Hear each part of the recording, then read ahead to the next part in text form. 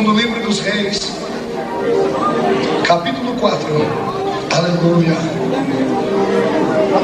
Esta noite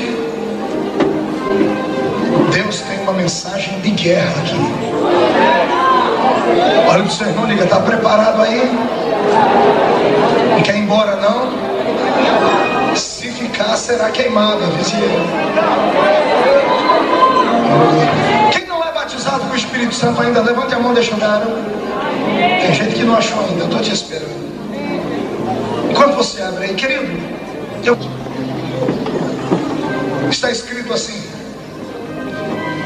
certa mulher, das mulheres dos discípulos dos profetas, clamou a Eliseu dizendo: o meu marido, teu servo, morreu. Tu sabes que ele temia o Senhor, e é chegado o credor para levar os meus 2 filhos para serem escravos. E Eliseu lhe perguntou: que te hei de fazer? Diz-me aí o que é que tens em tua casa. E ela lhe respondeu: a tua serva não tem nada em casa, senão uma botija de azeite.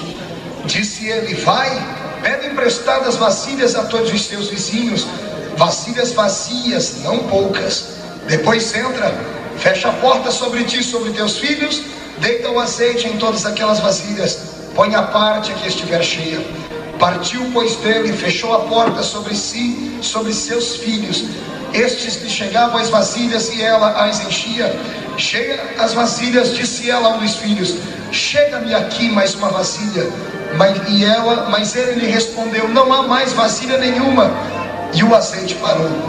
Foi ele e fez saber ao homem de Deus. Ela fez saber ao homem de Deus, e ele lhe disse: vai, mulher, vende o azeite, paga a tua dívida, e tu e os teus filhos vivei do resto. Amém? Fecha a Bíblia, coloque no banco. Olhe para o irmão que está do seu lado, aquele que está vivo, e pegue na mão dele. E se tiver algum morto aí, bota a mão na cabeça dele e ressuscita ele no nome de Jesus. Amém? Pega na mão dele, segura, agarra na mão dele aí. Olha para ele e diga: tu vai tremer aqui hoje. Inclina a sua cabeça, filho, me dá um ré menor aí. Inclina a sua cabeça.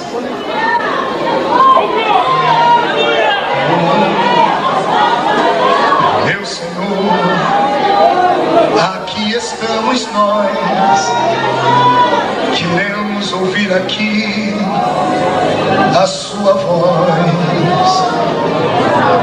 Meu Deus, o culto desta noite há de ser um culto poderoso em ti. Queremos nesta noite aqui sentirmos o céu descer entre nós, ou então este lugar subir até a sua presença. Em nome de Jesus, ó Pai, neutralize as forças de Satanás e abra a porta dos céus. E a exemplo dos dias que antecederam esta noite, envie sobre nós aqui, Senhor, aqueles 8 anjos serafins, anjos de fogo, que assistem diante da sua presença. A exemplo de ontem, 2 deles estejam aqui do meu lado, um à minha esquerda, outro à minha direita. 2 serafins estejam do lado de fora deste santuário para salvaguardar aqueles que entram e os que saem. 4 serafins estejam dentro desta nave agora aqui e comecem a sobrevoar estas vidas e a esparramar brasas de fogo tirada do altar de Deus. Queremos nesta noite aqui, Senhor, uma apoteose no céu. Não aceitamos nada menos aqui do que a sua presença. E a partir de agora o Senhor tem liberdade de batizar com o Espírito Santo, de curar os enfermos, de salvar as almas e de trazer um renovo de glória para dentro dos teus filhos aqui. Traz um renovo, Senhor, sobre os meus companheiros aqui nesta tribuna, para que todos nós nos alegremos na sua presença, em nome de Jesus Cristo. Amém? Tome assento aí, porque o Senhor irá falar conosco agora.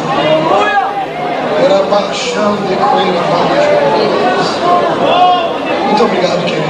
Muito obrigado. Amados, noiva do Cordeiro, queridos em Deus, eu estou feliz aqui nesta noite porque eu fui convidado apenas para 2 noites. Então eu me preparei para essas 2 noites. Esta noite é uma noite especial. geralmente culto especial não é marcado por homem, é marcado por Deus. Amém? Então, por certo, hoje a mensagem é de ser especial para a sua vida aqui, mais do que foi ontem, porque a bênção de ontem foi para ontem, e a bênção de hoje é apenas para hoje. Escute aqui o que Deus tem para nós essa noite aqui. Quando eu abro a minha Bíblia Sagrada, aqui neste texto do livro de 2 Reis, o segundo livro dos Reis, no capítulo 4, eu encontro aqui uma palavra de Deus para o coração daqueles que buscam algo maior e melhor. Tem uma mensagem de Deus aqui para aqueles que estão inconformados com a vida que levam e querem melhorar de vida. Amém? Quantos querem uma melhora aqui nesta noite? Todos nós queremos. Então prestai atenção aqui neste jovem pregador. Queridos, quando eu abro a minha Bíblia aqui neste capítulo, em especial nesta história da viúva, mãe de 2 filhos, que estava com um grave problema na sua vida, eu vejo aqui um retrato da Igreja de Cristo desta última hora. Eu vejo aqui um retrato da vida de cristãos. E esta mensagem aqui é uma mensagem de praticidade cristã pentecostal. Você daqui a pouco vai navegar comigo nas revelações de Deus aqui. Quando eu olho para a história desta mulher, é necessário aqui fazermos uma introdução para que você entenda onde é que o pregador quer chegar. Esta mulher aqui, diz a Bíblia que ela possuía um grande e grave problema para a sua vida. E estudando a Bíblia, eu cheguei à conclusão que ela tinha não apenas um, mas tinha vários problemas na sua vida. Mas entre todos os problemas que ela tinha, um deles sobressaía, e era o maior problema que ela possuía. E se eu perguntasse aqui a assistência desta igreja e destes obreiros sábios, eu tenho certeza que todos aqui poderiam me dar pelo menos uma opinião acerca de qual seria o maior problema dela. Alguns me diriam assim: pastor Marcos, o maior problema dessa mulher é que ela era uma viúva. E eu não poderia discordar de você, teria que dizer a você o seguinte: de fato, ela tinha um problema da viuvez, mas não era o maior problema dela. Alguém então levantaria e diria: pastor Marcos, então o maior problema dela é que os seus 2 filhos eram órfãos de pai. Ser órfão de pai também é um grande problema. Eu que o diga, fui criado sem a presença paterna, e a psicologia diz que isso causa algumas sequelas na formação do caráter do filho que cresce sem a presença do pai em casa. Era um grande problema, mas não era o maior problema dela também. Alguém então aí poderia aqui, de uma só vez, ele supetão me dizer: pastor, Deus já me revelou qual era o maior problema dela. O maior problema dela é o meu maior problema hoje. Ela estava endividada. E se eu perguntar aqui quem é que tem uma dívida, até o pedestral e os microfones vão chacoalhar, não é verdade? Todos nós temos uma dívida. E dívida é um problema, mas também não era o maior problema daquela mulher. E antes de revelar a vocês qual era o maior problema daquela mulher, eu quero aqui falar para vocês por que esses 3 problemas que eu citei não eram o maior problema dela. Primeiro, viuvez não era o maior problema dela, porque a minha Bíblia diz que viuvez não é para homem resolver, é para Deus resolver, porque o Senhor disse: eu cuido das viúvas. Se há alguma viúva aqui entre nós, não precisa se desesperar, porque é um Deus do céu com olhos incandescentes de fogo que estão olhando para você, e Ele suprirá todas as suas necessidades. Se você acredita nisso, dê um glória a Jesus para mim. O problema dela também não era o problema dos filhos serem órfãos de pai, porque a minha Bíblia relata no livro de Salmos que o salmista disse assim, inspirado por Deus, sendo porta-voz de Deus, Deus dizendo na boca dele: ainda que o teu pai e a tua mãe te abandonem, todavia eu, Senhor, te adoto por filho e tu és meu. Se um homem na terra não te adotou por filho, se o teu pai e a tua mãe te desprezaram, o teu pai do céu, ele guardará a sua vida, escreverá a tua história e te dará grandes vitórias. Viuvez também não, o problema da dívida não era o maior problema dela, porque afinal de contas o próprio Deus disse que Ele era o dono do ouro e da... irmãos, Ele é de fato dono do ouro e da prata. Vale a pena pena aqui até citar um texto bíblico para começar a animar a sua fé aqui. Um dia eu estava perguntando a Deus, eu falei: Senhor, se tu és o dono do ouro e da prata, onde é que está o teu dinheiro? Porque tem vez, irmão, que a gente passa numa aquela situação de chegar com o carro lá no posto de gasolina e ter que dar cinquinho, mas isso é triste. Triste quando a filha da gente vem e fala: papai, eu queria comer isso. Já passei por situação assim, quando eu abandonei a faculdade de Direito e saí para fazer a obra do Senhor. Quantas vezes minha menininha chegou em mim e falou: papai, eu queria comer um doce, e eu não tinha dinheiro para comprar. Isso me colocava em prova, e eu ia para a oração, e num desses dias eu disse: Deus, se é verdade o que está escrito aqui, se o Senhor é dono do ouro e da prata, onde é que está o seu dinheiro? E sabe o que é que Deus me disse? Ele me respondeu na palavra. Deus me falou: filho, como você, parece que são todos os meus filhos, todos desesperados por causa de dívida. Um dos discípulos de Jesus foi assim, o mais afoito entre todos, o mais bravo entre todos. Chegou diante de Jesus correndo, atrapalhou o sermão de Jesus e disse: mestre, nós temos que pagar uma dívida, Senhor, temos que pagar o tributo aqui, nós não temos dinheiro, vão prender a gente, vão acabar com a nossa religião, e o que é que a gente faz? E Jesus olha para ele, e o Senhor disse: o que eu mandei ele fazer, filho, eu falo para você e falo para todo crente que acredita que eu possuo nas minhas mãos a autoridade sobre a prosperidade. Jesus olhou para Pedro, e quando Pedro disse que precisava de dinheiro, Jesus serenamente disse assim: Pedro, vai pescar, Pedro. E aquela palavra me incomodou, irmão, porque lá no interior onde eu moro, só vai pescar quem está aposentado, só vai pescar quem está com a vida ganha, só vai pescar quem está com a vida mansa, só vai pescar quem não tem mais dor de cabeça com nada. E eu fiquei olhando para Pedro, todo afoito, desesperado, e Jesus olhando para ele dizendo: Pedro, vai pescar, Pedro. Em outra palavra, Jesus está dizendo: Pedro, vai descansar, descansa, refresca a cuca, porque eu sou Deus, e operando eu, quem impedirá? Tenho autoridade no céu e na terra. Vai pescar. Você acha que Pedro aceitou numa boa essa palavra? Eu conheço Pedro, amados, eu li a história dele, eu posso entender como era a personalidade dele. Pedro foi porque ele obedeceu o patrão, mas foi contrariado, pastor. Pedro vai para a beira do mar pescar, pega a sua vara, coloca a linha na vara, coloca o anzol, coloca a isca, joga lá o molinete no meio do mar, e está aqui fazendo o que Deus mandou, o que Jesus mandou, mas a mente dele estava na dívida, a preocupação dele estava em a sua religião continuar ou terminar. Amados, tem muita gente assim aqui nessa noite, que veio aqui, disse que entregou o problema na mão de Deus, está até aqui tentando pescar alguma coisa, mas a mente está lá no trabalho, a mente está lá naquele problema, lá no fórum, a mente está lá com aquele homem, naquele carro que não te pagaram, na dívida que tem que pagar, e é por isso que você não recebe nada no culto. Fica aí, amado, com esse coração duro, parecendo pau de sucupira. Em nome de Jesus Cristo, manda essa coisa embora, manda essa tristeza embora, e faz o que Jesus mandou. Descansa no Senhor, amado, descansa em Deus. Essa noite você receberá aqui um alicerce de fé. Quando Pedro está pescando, ele agarra o peixe, amado. Quando o peixe vem, ele já cata o peixe e sai correndo, atrapalha o sermão de Jesus de novo, e ele chega assim diante de Jesus, pensou: Senhor, está aqui o peixe, está aqui o peixe. Jesus olha para ele serenamente de novo e fala: Pedro, abre o peixe, Pedro. E Pedro deve ter olhado para o mestre e falado: Jesus, eu não estou com fome, eu nem gosto de peixe para comer, eu quero dinheiro. Pedro, me respeite, abre o peixe, Pedro.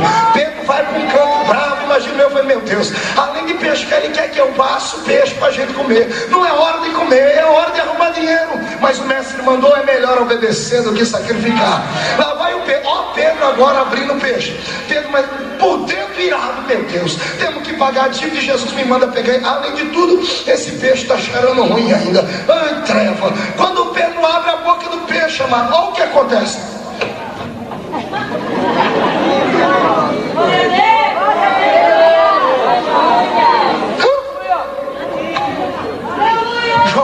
João, vem cá, João. Vem cá, João. Deixa Jesus pregando aí, João. Vem cá. João, dá uma olhadinha aqui, João. Muito obrigado, João. Muito obrigado, João. Eu preciso de outro aqui. Bartolomeu, vem cá. Bartolomeu, não, vem cá. Felipe, vem cá, Felipe. Magrinho era Felipe. Mateus, então vamos com ele aqui. Então vem cá. Mateus, dá uma olhadinha aqui.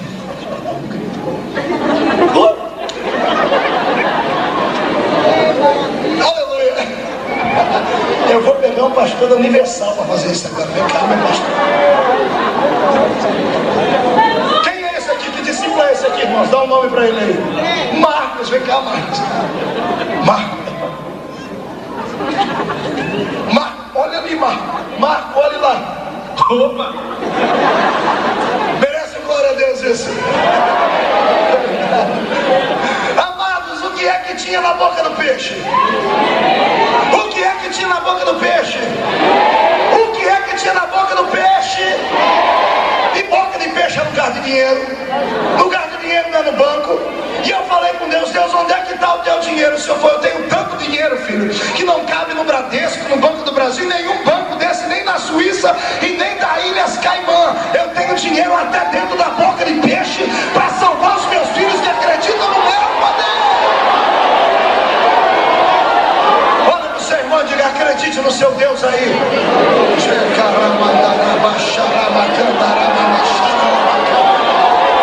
Eita glória! Avive a sua fé nesta noite. Santos de Deus, o maior problema desta mulher aqui não era dívida, não era viuvez. O maior problema dessa mulher aqui não era que os seus filhos eram órfãos. O maior problema dela era esse. Segura no banco aí, agora senão tu vai cair. O maior problema dela é que ela não tinha azeite suficiente na sua botija. Olha para o irmão e diga, faltava azeite lá.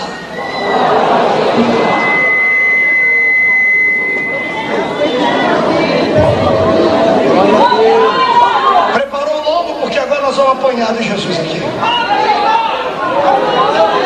Sabe qual é o problema da igreja da última hora? Falta azeite na botija dos crentes. E o azeite da Bíblia Sagrada aqui não é aquele óleo de dendê que os baianos usam lá na Bahia, não. O azeite que a Bíblia Sagrada fala não é o óleo de oliva que se usa em Portugal. Não é aquele óleo de soja lisa, aquela coisa ruim que faz fumaça amarela que tu usa na tua casa para fritar ovo, não. O azeite que a Bíblia está falando aqui, ela fala da unção e da presença do Espírito Santo na vida do crente.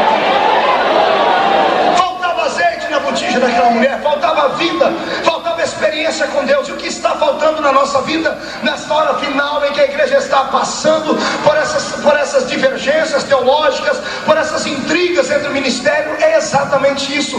Falta a presença do poder de Deus na vida dos crentes. Porque crente que tem a unção de Deus, ele faz a diferença no mundo em que ele vive. Crente que não tem a unção de Deus é igual um cubo de gelo tirado de dentro de uma geladeira. Mas o crente que tem a unção de Deus é igual uma labareda de fogo tirada do trono de Jeová. Crente que não tem o azeite de Deus é um parasita, é uma estátua paralisada. Crente que tem a unção do azeite de Deus é um soldado marchando em rumo à pátria celestial. Ninguém pode pará-lo. Crente sem a unção de Deus é exatamente como um carro importado. Tem beleza, tem luxuoso, tem conforto, mas sem gasolina, mas não sai do lugar. Crente que tem a unção de Deus pode parecer com Fusquinha 66, mas o tanque carregado de combustível, deu partido daqui, ele vai embora. Crente sem a unção de Deus é igual uma tartaruga de pé para cima, só faz movimento, mas não sai do lugar.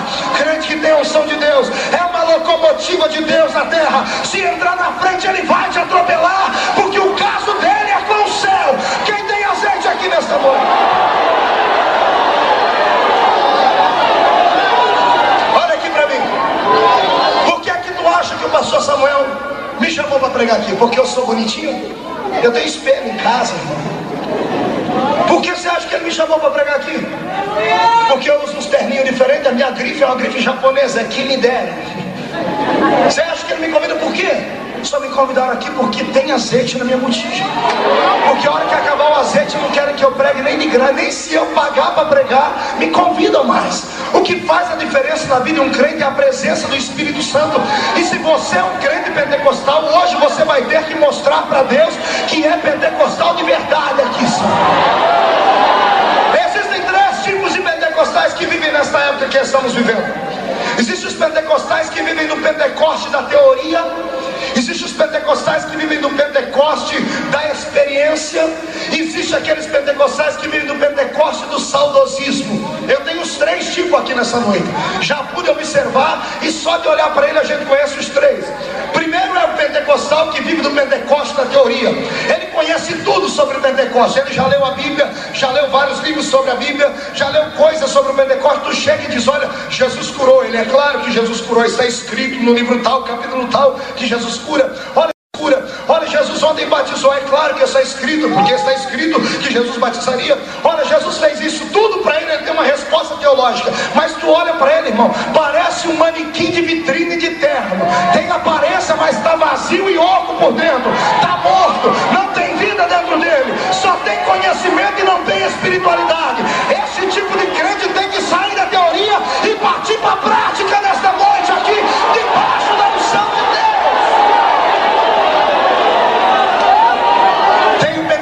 Que vive no Pentecostes do saudosismo. Esse dá dó dele.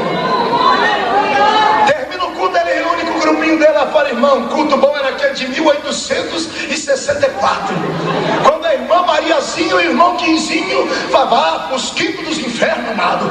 Nós não podemos viver do passado. Quem vive do passado sofre duas vezes. Crente não pode ficar relembrando e chorando o passado. Tem que se conformar com o presente e pagar o preço para ter renovação, pagar o preço na oração e no jejum, para Deus derramar azeite sobre a sua igreja, sobre a sua casa. Se não, está perdido. Não sei de que igreja tu és, mas me escute aqui. Se na sua igreja não há graça de Deus, não há manifestação de Deus, não há poder do Espírito Santo, eu tenho dois recados para ti aqui. Primeiro, ore para que Deus mude aquele lugar. E segundo, se você vê que não há mudança, cai fora de lá. Cai fora de lá. Porque senão você cavará a sua própria sepultura entre eles. Cavará a sua própria sepultura entre eles. Porque um crente cheio de espírito, ele contagia outros. Mas se você estiver num lugar onde a maioria é tudo gelado, tu vai ficar gelado igual eles também. Vai virar esses crentes aí que parecem um zumbi na rua, Bíblia debaixo do braço, parecendo um desodorante, cara fechada, porque acha que a santidade está na cara fechada, acha que Jesus Cristo quer apenas o coração, pensando que Jesus Cristo é cardiologista ou é açougueiro. Não, senhoras e senhores, a diferença do crente cheio do Espírito Santo está no interior e ela expressa no exterior dele. Crente cheio do Espírito Santo não tem vergonha de ser crente, não tem vergonha de adorar o seu Deus. Tem o Espírito Santo. Glória a Deus. Não é assim, pastor Ligar? Agora tem o terceiro tipo de crente, né? É o pentecostal que vive do Pentecoste na experiência. Esse a gente não precisa nem falar quem é ele. Você conhece ele só de olhar para ele. Olha, escuta ele só.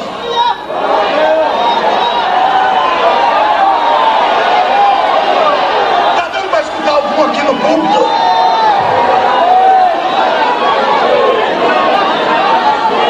O que faz a diferença é a unção do Espírito Santo na nossa vida.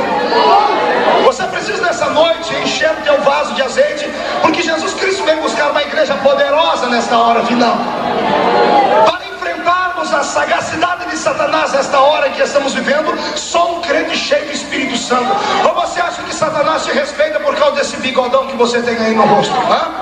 Ou você acha que Satanás te respeita porque você usa uma roupa de microfibra comprada lá no Yves Saint Laurent? Você acha que Satanás te respeita porque você usa esse trem que endurece o cabelo aí? Como é que chama? Esse cão aí, eu não preciso, que o cabelo já é duro. Você acha que Satanás te respeita porque seus olhos são pintadinhos e você tem uma boca bem feitinha? Você acha que Satanás te respeita porque você é bela e até atriz? Não! Satanás não respeita isso. Satanás só respeita um grande cheio da unção, da graça e do poder.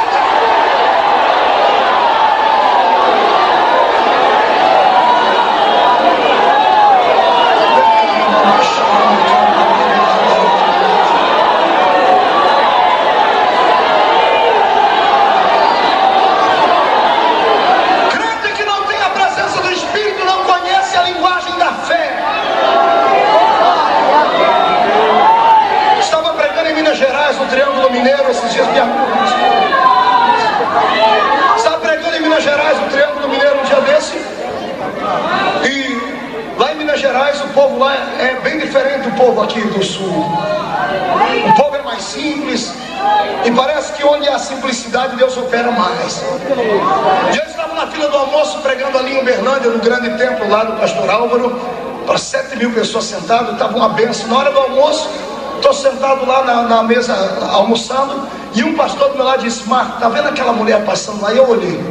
Sabe aquelas mulheres que você olha para elas e diz: essa é assembleiana mesmo, toda diferente, séria, simplesinha. Eu falei: sim, pastor. Aquelas mulheres que você sempre deseja de pegar na mão e falar: irmão, ora por mim, me bota no teu joelho, você sabe que ela tem comunhão com Jeová.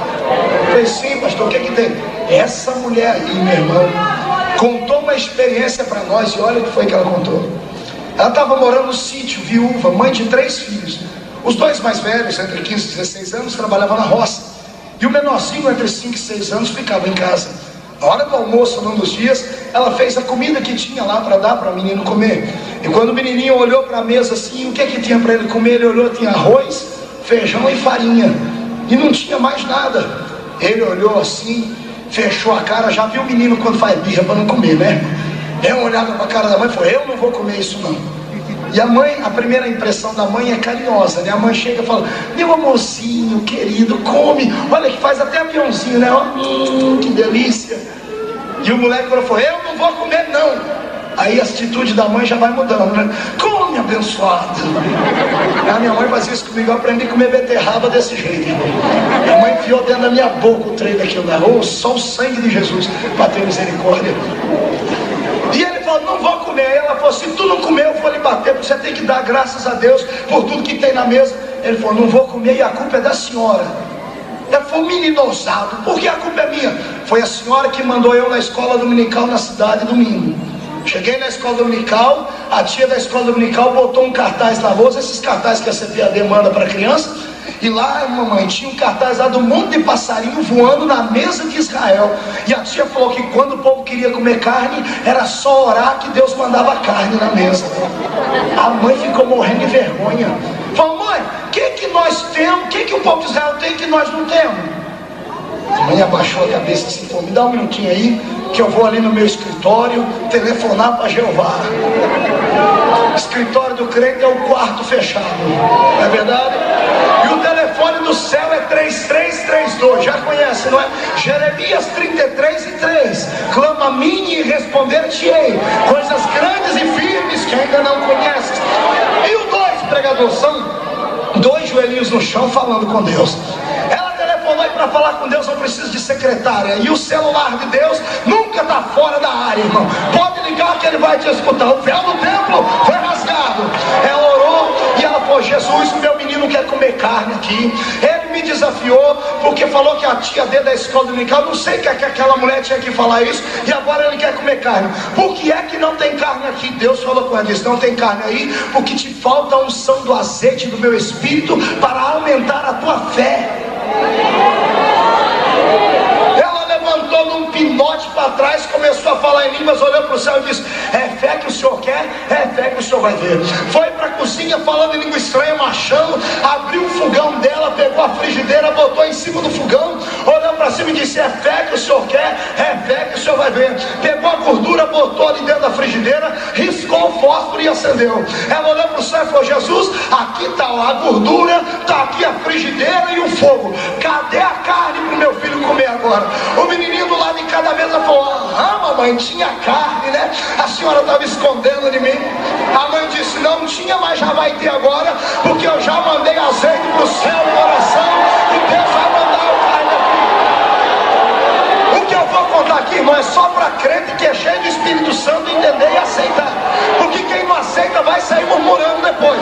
Agora eu não importo com aqueles que murmuram, não é verdade? Aí ela estava lá orando a Deus, a gordura esquentou, ela escutou um barulho de fora do quintal. Ela abriu a porta, olhou no meio do quintal, não tinha ninguém. Quando ela olhou para o chão, um peixe grande pulando no meio da terra, irmão, vivo ainda. Ela olhou aquele peixe, encostou o pé, o peixe vivo. Ela olhou num canto de cada, e lá da estrada não tinha poeira. Falou: Deus, aqui perto não tem peixaria, não tem mar, aqui perto não tem rio, não tem nada disso. De onde é que veio o peixe? Deus falou com ela e disse: aí não tem mar, não tem peixaria, não tem rio, mas aí dentro tem azeite da fé que acrescenta os teus milagres.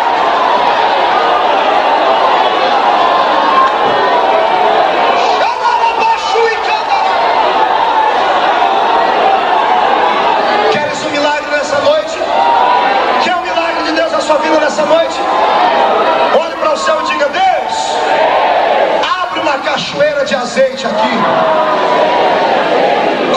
recebeu o azeite de Deus.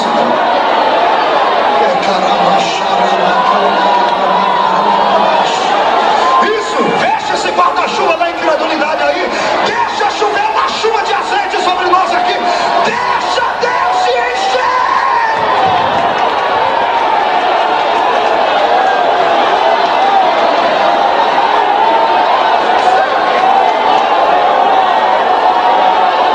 Está na hora de vivenciarmos milagres.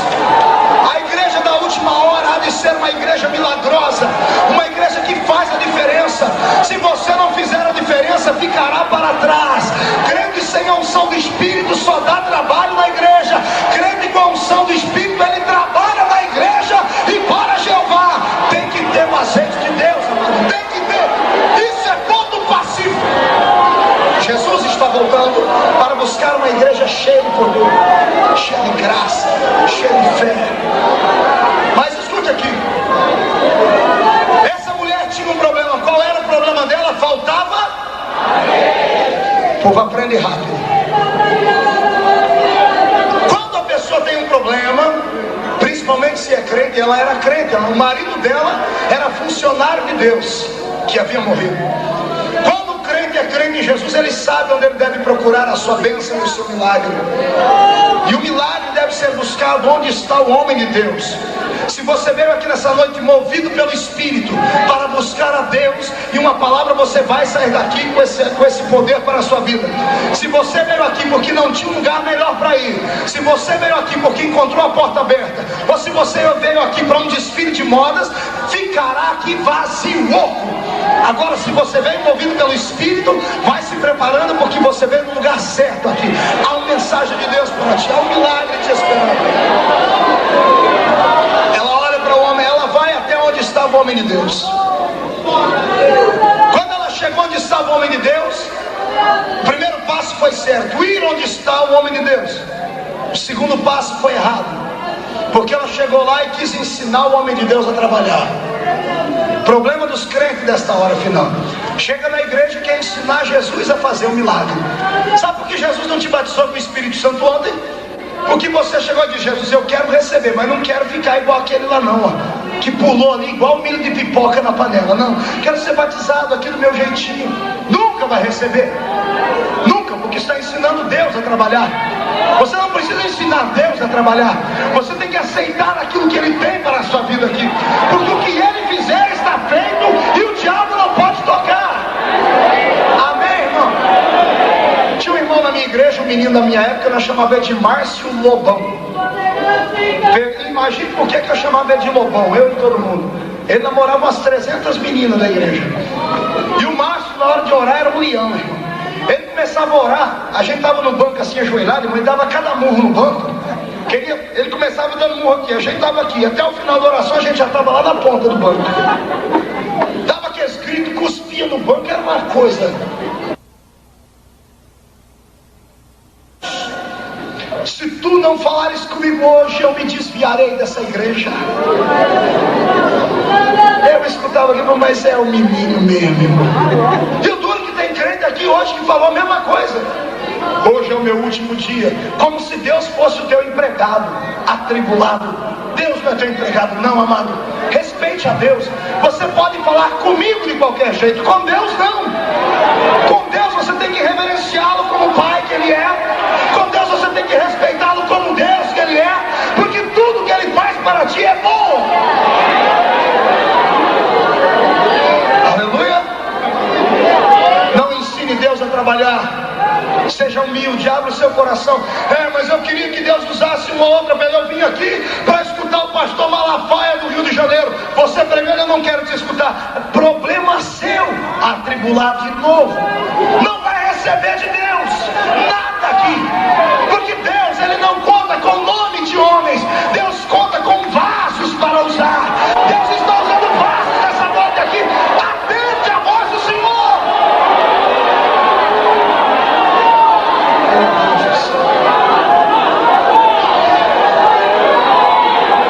Levante a mão direita para cima.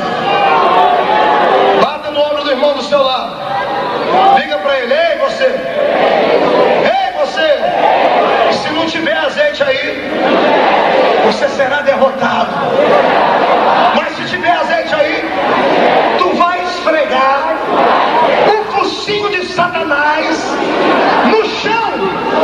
Porque crente cheio de Espírito vence qualquer prova. Quem acredita nisso, deixa Deus tomar.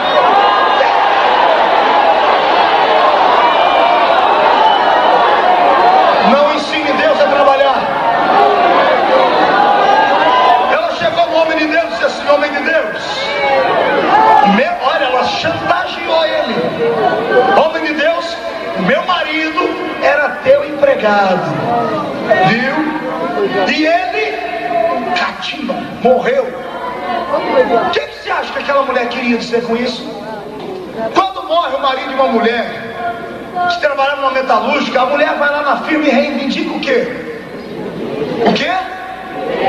Direito, uma aposentadoria, uma indenização, não é isso? Aquela mulher cresceu dentro de uma casa, não cristã, mas jeovística da época. Cresceu dentro de uma casa debaixo onde o homem vivia debaixo de milagres. O marido era crente em Deus e ela parece que era uma dessas que só acompanha com o corpo e não com o espírito. Ela chegou no nome de Deus e disse: o meu marido era teu empregado e morreu aqui, ó. Eu quero uma aposentadoria, quero um pecúnio. Oh, amados, quantos crentes aqui reivindicando o seu direito porque é crente há 300 anos. O outro chegou ontem aí, já é presbítero aí. Eu estou aqui 895 anos e 34 dias e não sou nada, sou um membro de banco.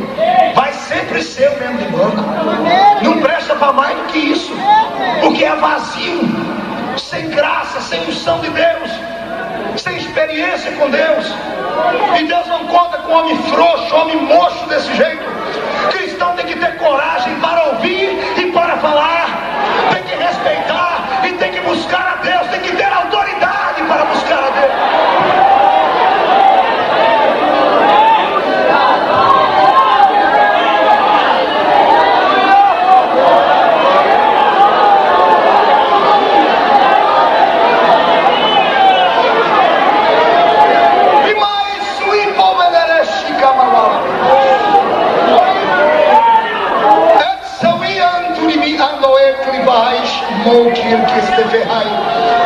Filho meu, 2 homens deste ministério militam contra a tua vida.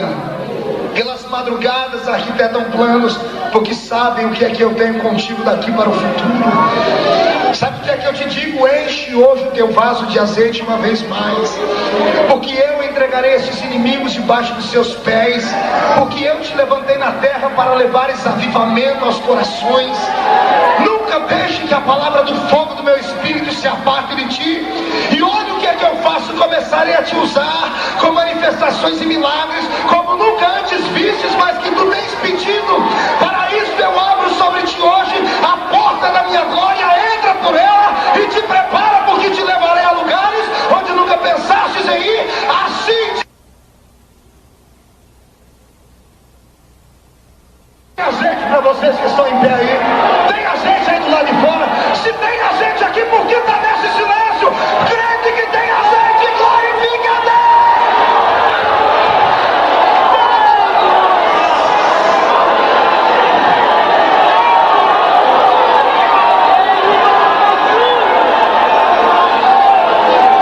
Levante as suas mãos abertas, abra elas. Senhor, eu continuo pregando daqui a pouco.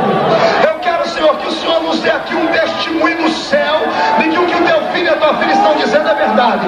Se essas mãos levantadas aqui estão em paz contigo, estão alegres e cheias do teu espírito, derrame, Senhor, um pouco de azeite sobre essas mãos aqui. E onde houver um crente batizado com o Espírito Santo, derrame em dose dupla. Queima!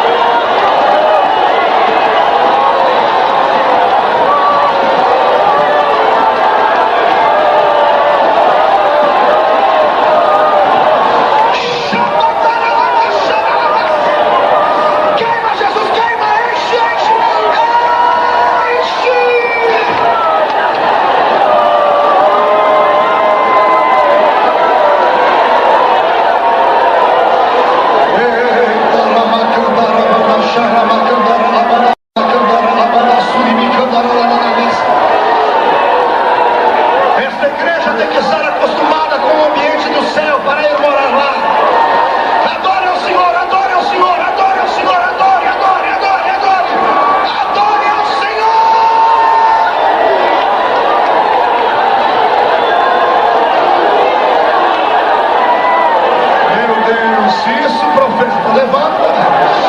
Meu Deus, olha, olha para mim.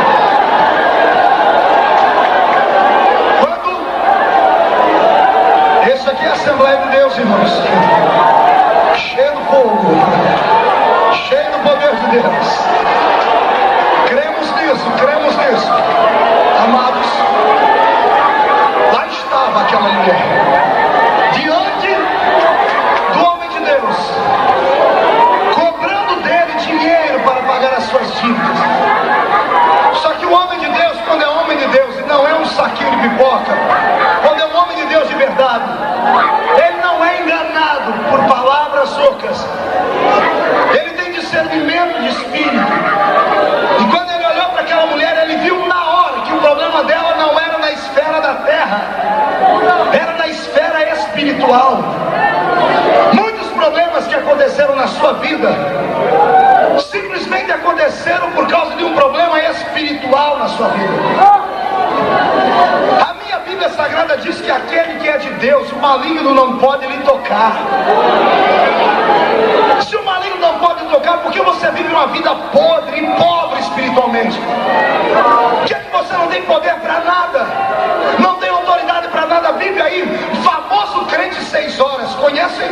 Irmão, 6 horas por mim, o negócio está estranho. Deus não te chamou para isso. Deus te chamou para uma vida de vitórias. Mas só pode ter vitória quem está em paz com Deus. E o crente que está em paz com Deus, todas as coisas da vida dele funcionam e prosperam, amado. Ele pode ganhar um salário pequenininho, aquilo multiplica na vida dele. Ao passo que tem outros que ganham fortunas e vivem uma verdadeira miséria. Por quê, pregador? Porque a unção de Deus faz a diferença. Tudo é uma questão de unção. Inclusive tudo que acontece no culto, a começar pelos hinos. Eu estava há 2 semanas atrás com uma das maiores cantoras evangélicas do Brasil, que já canta aí há muitos anos. E quando ela subiu em cima da plataforma onde nós estávamos, tínhamos 40 mil pessoas no meio da rua. Ela subiu no meio da rua e deu uma olhada para o povo. Quando ela subiu toda deslumbrante, com aquelas roupas esvoaçantes e transparentes, quando ela foi subindo assim, o povo acompanhou ela falando assim: oh! Quando ela agarrou o microfone e disse: meu público, a paz.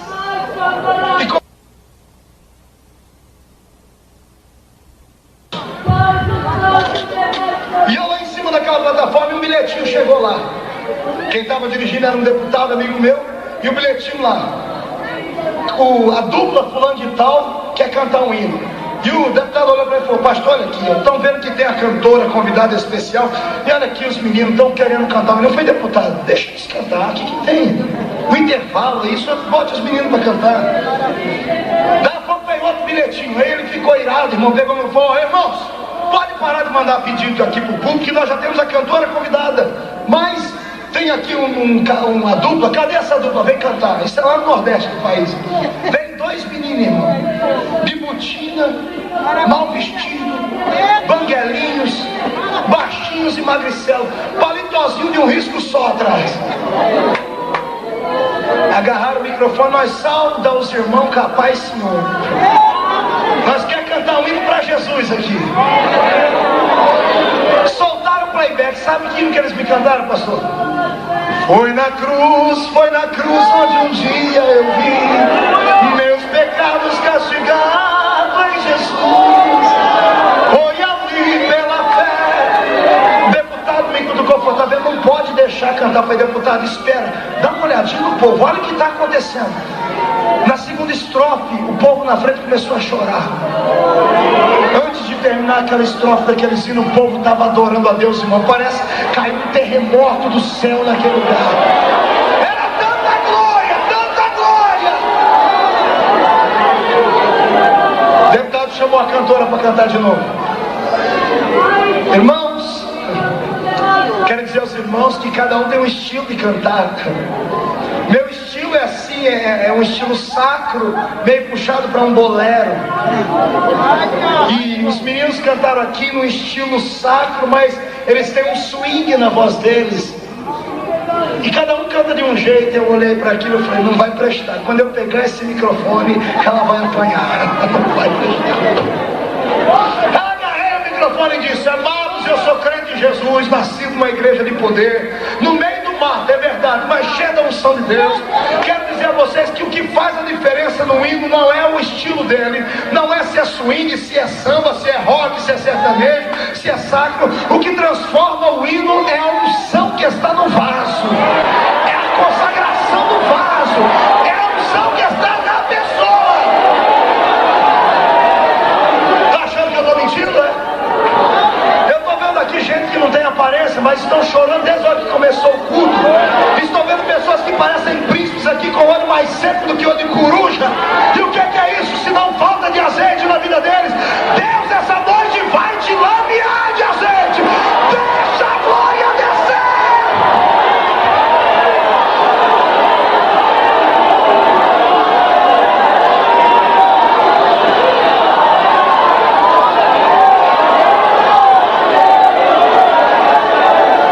Tem que ter discernimento.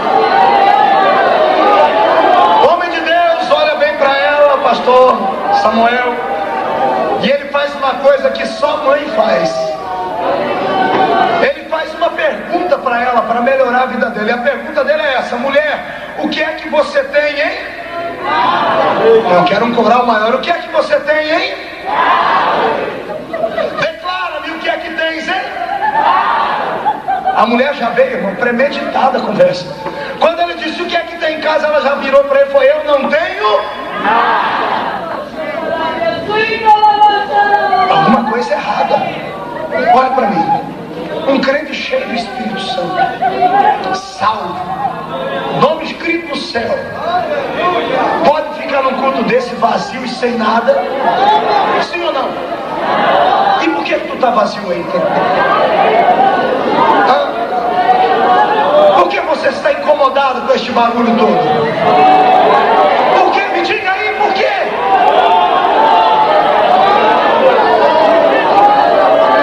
O grande cheio do Espírito Santo não pode viver uma vida de pobreza e miséria. Ele tem um Deus que fez os céus e a terra, que cuida dele. Cuida dele. Aí acontece a aventura espiritual. Quando ela disse que não tinha nada, eu acho que o homem de Deus fez com ela o que a minha mãe fazia comigo. Eu era moleque, irmão, não dá nem para perceber que eu era arteiro, né? Eu era muito arteiro.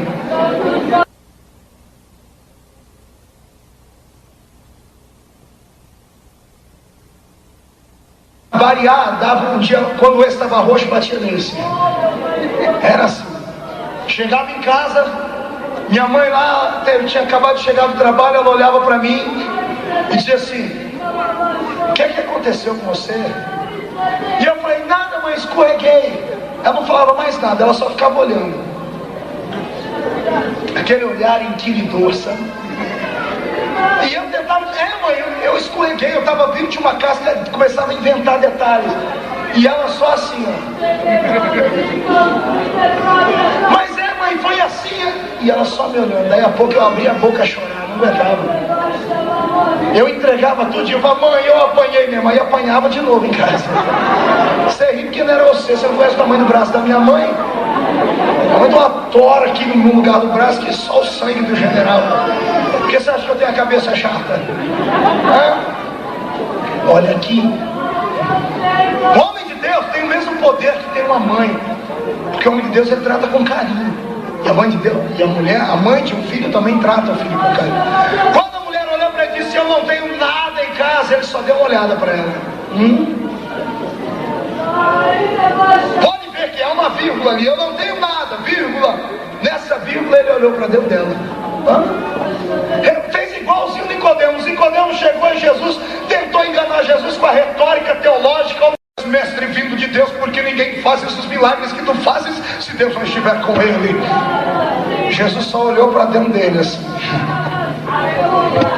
Jesus olhou para ele e falou, Nicodemos, fala sua. Ele achou que Jesus ia elogiar ele. Tu é um pregador daqueles, tu é dos meus. Jesus olhou.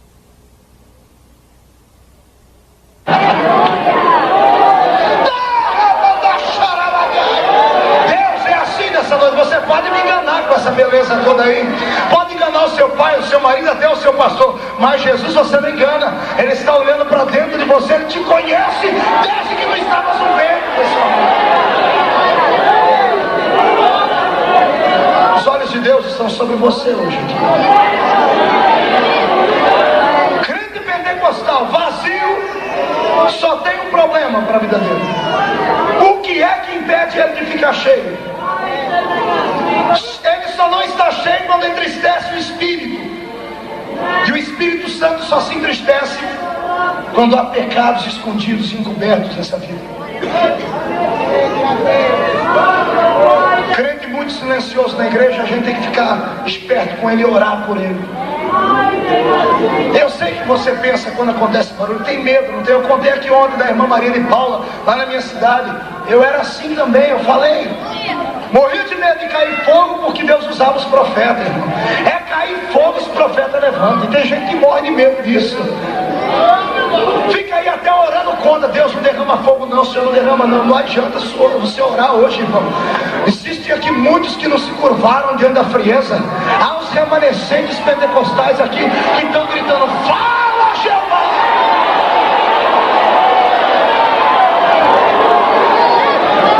Pastor, quando eu comecei a pregar, eu era menor do que eu sou hoje. Imagina o meu tamanho. E um dia eu estava num congresso na cidade de Jardinópolis, a terra da manga, capital da manga, em São Paulo. Conhece lá? Viu o senhor fazer assim? Conhece lá. E eu estava num púlpito do tamanho desse. E eu preguei aquele dia, estava começando a pregar. Quando a gente está começando a pregar, a gente não pensa para falar, né? A diferença entre o pastor e o evangelista: o pastor pensa para falar, o evangelista fala sem pensar. Por isso é evangelista. E eu cheguei e desci a lenha naquele dia, crendo que não dá glória a Deus aqui, é porque está devendo para Deus. Terminou o culto, irmão. Veio um cidadão lá do meio do povo, maior do que tu, mano. Ele embaixo aqui, irmão, era maior do que eu aqui em cima. Você ri porque ele era ocelar. Peguei na mão dele, pega na minha mão, mano. Eu peguei na mão dele assim, ele me deu a paz do Senhor com a voz de barítono assim: a paz do Senhor. Quando ele me deu a paz do Senhor, eu falei: a paz do Senhor. E fui tirar minha mão, segura minha mão, deixa eu. Aí, irmão, já comecei a tremer e chamar Jesus de Genésio. Esse camarada, irmão, olhou bem dentro dos meus olhos aqui e disse assim: você disse aí que crente que não sente Deus é porque está em pecado. E baixinho invocado disse: eu falei mesmo. Falou? Falei. Então tu vai ter que provar onde é que está o meu pecado. Eu olhei para ele e falei: ih, agora Deus. Mas não entreguei os pontos não. Falei: tu senta ali naquele banco que depois eu vou lá te atender. Falei sério mesmo, né? Parecendo gente grande. Pregador, irmão, quando termina um culto, ele não gosta muito de orar assim pelo povo individualmente, que cansa. Nesse dia eu já tinha parado de pregar, eu agarrei o microfone e falei: quem tem um problema insolúvel na vida, faça uma fila indiana aqui, um atrás do outro. Vou orar pessoalmente por todo mundo. Eu falei: eu vou vencer ele pela demora. O pastor fez aquela fila de umas 1000 pessoas e eu orei. Orava por todo mundo e ele lá me olhando. Eu orava: Jesus, abençoa, tem misericórdia de mim, Jesus. Você ri, irmão? A mão do homem parecia uma raquete de tênis, irmão. Oxe. E lá, Jardinópolis é terra de cortador de cana, irmão. As brigas lá é tudo no podão, só o sangue. Aqueles facão sarão, conhece facão sarão? E aquela fila enorme. Eu orei, quando estava faltando só as 3 pessoas, foi me dando aquele desarranjo aqui, irmão. As pernas bambeou. A última irmã, eu orei por ela, eu não deixava ela embora de jeito nenhum. Eu orava, ela ia assim, eu falei: irmão, vem cá, mais alguém na sua família precisa de oração, vem cá. Oh, irmão, você ri porque não era você lá, irmão. Pastor Samuel, que prova. Engoli um fôlego, seja o que Deus quiser. Fui lá, olhei bem dentro dos olhos dele, ele olhando nos meus olhos. Eu disse: pois não, comece a dizer onde é que está o meu pecado. E eu olhei para ele: quer ver? Eu vou na ferida. O senhor é dizimista? Que se ele falasse que não era, já ia falar: a brecha está aí. O senhor é dizimista? Ele disse: eu sou empresário aqui nessa cidade. Eu tenho aí 8 caminhões que puxa turma de cana e o maior dízimo da igreja é o meu. Falei: a sua mulher é crente, é diretora do ciclo de oração e orou 15 anos para Deus me salvar.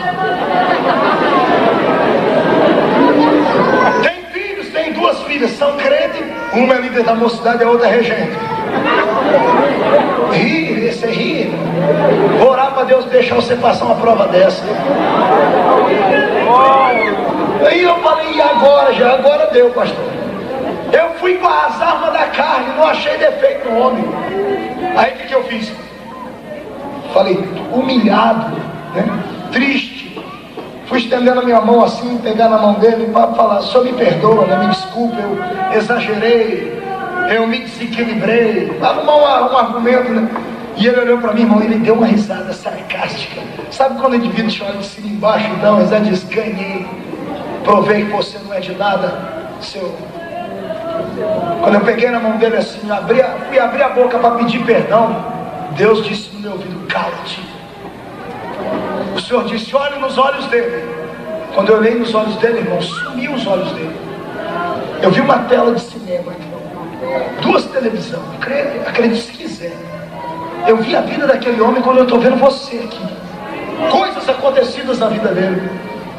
Quando eu olhei aquilo, ele começou a tremer, porque ele percebe, quando Deus chega, a pessoa percebe. Ele foi tirando a mão dele, eu agarrei minha mão, agora quem vai segurar a tua mão sou eu. Assim, a quem tu pensas que enganas?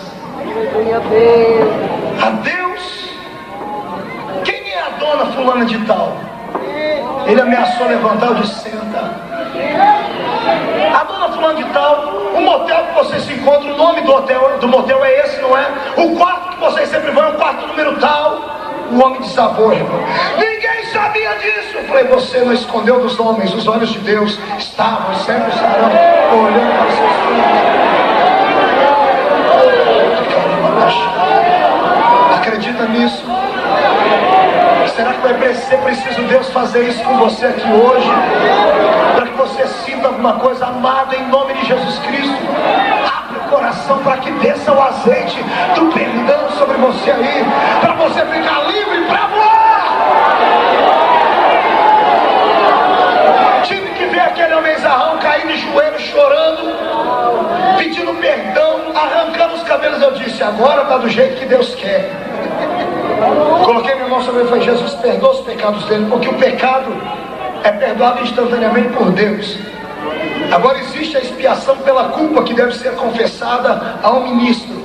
Havia dois sacrifícios no Velho Testamento, sacrifício pelo pecado e expiação pela culpa, porque a culpa permanece. Então naquele momento Deus perdoou ele, depois ele foi conversar com o pastor dele. Quando Deus perdoou ele, aquele homem começou a chorar e o choro mudou. Eu falei, Jesus, prova que o Senhor é Deus, batiza ele com o teu Espírito. E o homem foi batizado com o Espírito Santo. Acabaram todos os problemas. Não esconda aquilo que tu és. Se há uma coisa que Deus admira no homem e numa mulher, é a sinceridade dele. 3 homens da Bíblia me chamam a atenção. Um deles era Davi. Davi foi assassino e foi adúltero. E Deus olhou para ele e disse, Davi, um homem segundo o meu coração. Houve um outro que matou um homem e enterrou na areia, era Moisés. E Deus disse, não há homem mais manso do que esse na terra. E havia um outro que por causa da sua mentira quase destruiu um reino, que era Abraão. E a Bíblia está registrada nos livros que Abraão foi chamado de amigo de Deus. Agora olhe para mim, Deus está bom de amigo, não é? Um é mentiroso, o segundo coração dele é assassino e adúltero, e o mais manso matou um homem. O dia que eu li isso, falei, Deus, se esses homens fizeram isso e eles são assim, o que é que eu sou diante de ti? Sabe o que Deus disse para mim? Eu não chamei eles desses nomes por causa das atitudes deles no pecado, mas por causa da atitude após o pecado. Eram homens sinceros. Abra os Salmos e você vai ver Davi não tendo vergonha de confessar o seu pecado para todo mundo ver. Abra a Bíblia e veja Moisés dizendo, Deus, tu sabe que eu sou homem de palavra dura. Moisés conversou com Deus, Deus ouviu conselhos dele. Por quê? Porque era um homem sincero. E quando Deus pediu o filho de Abraão, Abraão não teve medo de ter fé. A Bíblia diz que Abraão era capaz de crer que Deus, ainda que depois se matasse o menino, Deus o ressuscitaria dali. Sinceridade com Deus. Se você não for sincero, não receberá nada. Para onde é que Deus está nos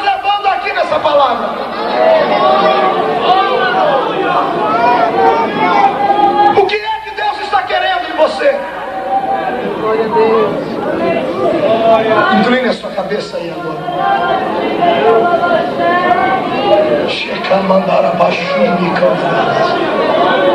Seja sincero a Deus. Conte para Ele onde é que dói. Conte para Ele o que é que te atrapalha de sentir. Conte para Deus.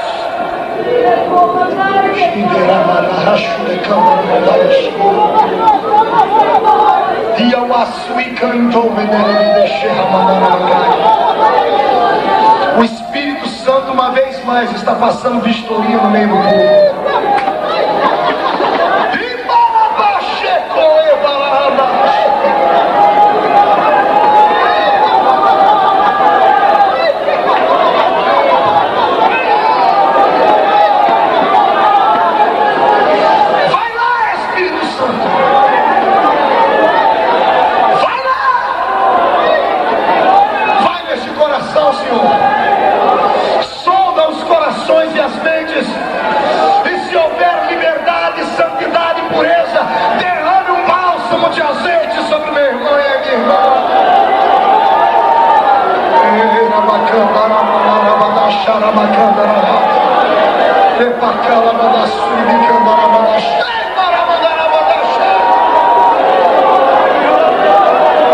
Olha aqui para mim.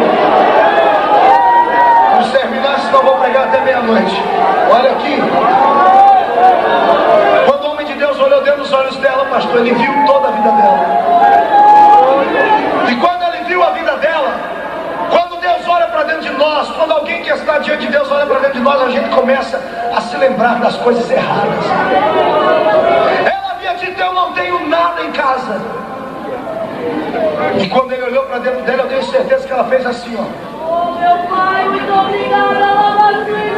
Quando ela baixou a cabeça, ela foi sensibilizada pelo Espírito a ir na sua casa e lembrar o que é que ela tinha lá. O que é que havia na casa dela? Todo crente tem, amado, alguma coisa para Deus operar. Pode não ser muito, mas você tem. Pode ser pequeno, mas você tem. Porque Deus precisa de um ponto de partida para operar um milagre grande na sua vida e na minha. Creio que aquela mulher abaixou a cabeça, fechou os olhos e voltou na sua casa com a mente, assim como quando a gente esquece alguma coisa. Voltou para dentro de casa com a mente e começou a sondar os cômodos da sua casa. Ela achou um quartinho no fundo empoeirado e uma botija de azeite lá dentro. Ela que havia dito: homem de Deus, eu não tenho nada. Ah, eu me lembrei, eu tenho em casa uma pequena botija de azeite. Olhe para mim. Problema número 2: ela tinha e não dava valor no que tinha. É o problema da igreja desta hora. Temos e não damos valor no que temos. Temos uma doutrina sadia. Temos um culto maravilhoso. Temos Deus conosco e não damos valor nisso. É o problema da sua vida. Queres colocar os seus pés onde não podes alcançar. Queres ser igual aos outros. Queres ser uma imitação barata dos outros. E Deus não quer que você seja uma imitação barata. Deus não quer que você seja um eco de alguém. Deus quer que você seja uma voz. Deus quer que você tenha suas próprias experiências. Quem acredita nisso e quer, diga: eu quero, pregador. Então escute, nós vamos terminar aqui. Hoje, aqui neste lugar, aquela mulher da Bíblia é você. A viúva é você. E o homem de Deus aqui, querendo você ou não, hoje sou eu, porque eu sou profeta e estou com a palavra. Quer receber o milagre? Quer receber o milagre? Tem que obedecer ao profeta. Olha para o irmão e diga: tem que obedecer ao profeta. Quando ela disse que tinha uma botijinha, o homem de Deus disse: então vou te dar aqui algumas tarefas. Primeira coisa, mulher, vai. E a mulher disse: aonde? Vai pedir vasos vazios, emprestados, não poucos, mas muitos vasos. Quer o seu milagre aqui? Então eu vou mandar você ir. Você pergunta: aonde? Amém? Vai! Vai! Vai pedir vaso vazio emprestado. Porque Deus vai multiplicar o azeite nas botijas hoje. mostrar onde é que está o vaso aqui. Quem aqui é vaso de Deus? Levante a mão para eu ver. Tem vaso aí? Olha para o irmão e diz: me empresta o seu vaso aí. O irmão emprestou, agarra ele, irmão. Pega na mão dele e gruda.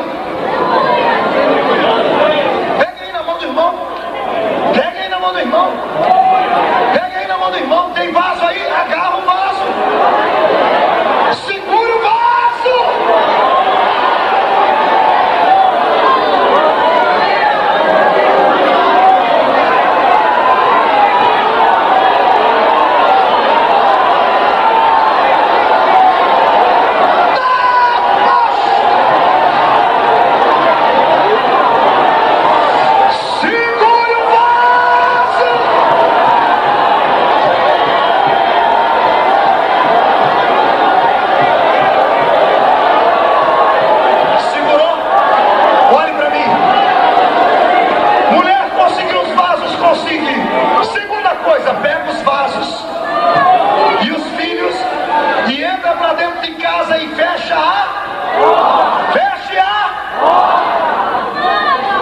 Conseguiu um vaso? Pega ele e entra dentro da tua casa espiritual agora. Entra dentro daquele quartinho do manto de mistério e glória. Que você sabe onde está. É só abaixar a cabeça aí, dá um grito aqui e o reteté de glória cai. Entre dentro desse quarto aí, quarto de milagres.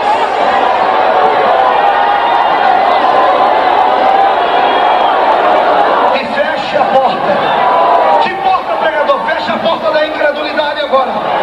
Fecha a porta da dúvida, a porta da dureza. Fecha a porta da arrogância. Fecha a porta. Pra que fechar a porta? Quando foi fechada a porta do calabouço de Daniel na terra, Deus abriu a porta do céu e mandou o anjo lá. Fecha a porta aí que o anjo vai descer com a tua vitória.